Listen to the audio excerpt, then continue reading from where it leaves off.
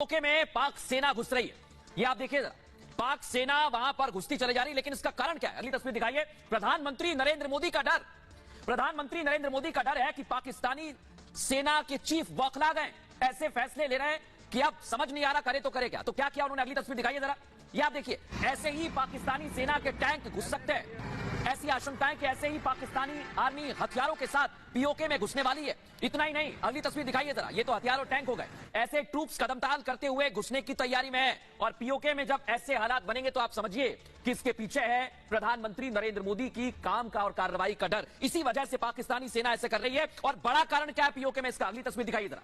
ये आप देखिए, ये प्रोटेस्ट हो रहा है, प्रदर्शन किया जा रहा है, आवाज बुलंद की जा रही है, और इसी से पाक सरकार बौखला गई है। जरा एम्बियंस सुनाइए, फुल फिल्म दिखाइए।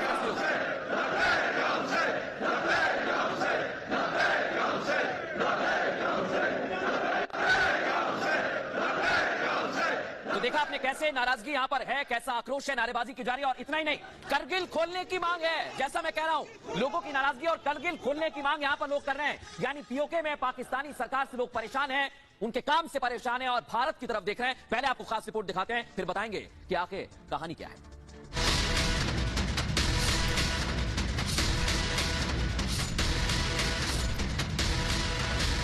भारत और मोदी के खौफ से पाकिस्तान की हवाइयां उड़ी है। कंगाल पाकिस्तान को डर सता रहा कि भारत इस बार पीओके लेकर रहेगा। एग्रेसिव ना हो, जान दे देंगे इसके लिए। क्या बात कर रहे हो आप? एग्रेसिव होने की क्या बात कर रहे हो? जान दे देंगे इसके लिए। पाकिस्तान को डर ऐसा सताया कि वो पीओके में सेना भेज रहा, टैंक तैनात कर रहा। पाकिस्तान की सेना जितनी सख्ती दिखा रही है, पीओके में विद्रोह उतना ही तेज होता जा रहा है। लोगों ने ऐलान कर दिया है कि उन्हें पाकिस्तान का साथ नहीं चाहिए, चाहिए तो बस हिंदुस्तान का साथ और हिंदुस्तान की ही पहचान। अच्छा था कि बंदा इंडिया के साथ होकर हमें सपोर्ट मिलती, हमें अपना हक मिलता, हक नहीं मिल रहा। अगर तुम लोग इसी तरह से हुलतकारी करते रहोगे, नहीं जाना हमने पंजाब, नहीं जाना हमने सिंध। अगर तुम्हें तकलीफ है इस मुतनाज़ा खित्ते के शहरी को तुम अपने मुल्क में आने के लिए रास्ते में टाउट पैदा कर तो दारस्तान के कोहिस्तान तक, हमें नहीं जाना तुम्हारे मुल्क में। खोलो करगिल का रास्ता, खोलो हमारा तारीखी रास्ता, हम जाएंगे।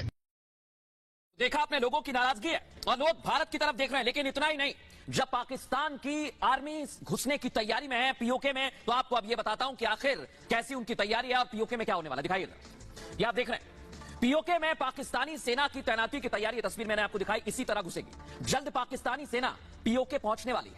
विरोध की आवाज को दबाने का फैसला कर लिया गया। इतना ही नहीं, पीओके ने भारत से मिलने की धमकी दे दी। आपने सुनी नारेबाजी, और पाकिस्तान के खिलाफ लोग सड़कों पर आ गए। इसी विरोध की आग से पाकिस्तान सरकार परेशान हो गई। इतना ही नहीं, शहरों को पाक सेना के हवाले करने की तैयारी है। आप समझिए, गिलगित बाल्टिस्तान में आर्मी की तैनाती हो सकती है और टैंकों के साथ पाकिस्तानी फौज को भेजा जा सकता है। यह भी आप समझिए कि पाकिस्तान को खौफ है कि कहीं पीओके भारत में ना वापस लौट जाए। पीओके में लोगों के इकट्ठा होने पर इसके चलते प्रतिबंध लगा दिया। सभाओं को ना करने की अपील की गई है, पाबंदी लगा दी गई है। किसी भी तरह के प्रदर्शन की इजाजत नहीं है। और पूरे पाकिस्तान आर्मी की अगर बात करें तो पीओके में आर्मी की तैनाती हो सकती है। और साथ ही साथ सोशल मीडिया पर पोस्ट अगर करते हैं तो आपको जेल में भेजा जा सकता है। गिलगित बाल्टिस्तान में इंटरनेट सेवा पर भी रोक लगा दी गई है। तमाम फैसले गिलगित और बाल्टिस्तान के मुख्यमंत्री ने लिए हैं। दर्शकों, इतना ही नहीं, संसदीय शांति समिति की बैठक में यह फैसला लिया गया। पाकिस्तानी फौज बुलाने का भी फैसला लिया गया है। तो आप सोचिए कि बौखलाहट कितनी है, और इसी बौखलाहट में कदम उठाया जा सकता है। लेकिन पीओके में पाक आर्मी की तैनाती क्यों है, इस पर हमने बात की है कर्नल शैलेंद्र से। क्या कह रहे हैं, सुनवाते हैं।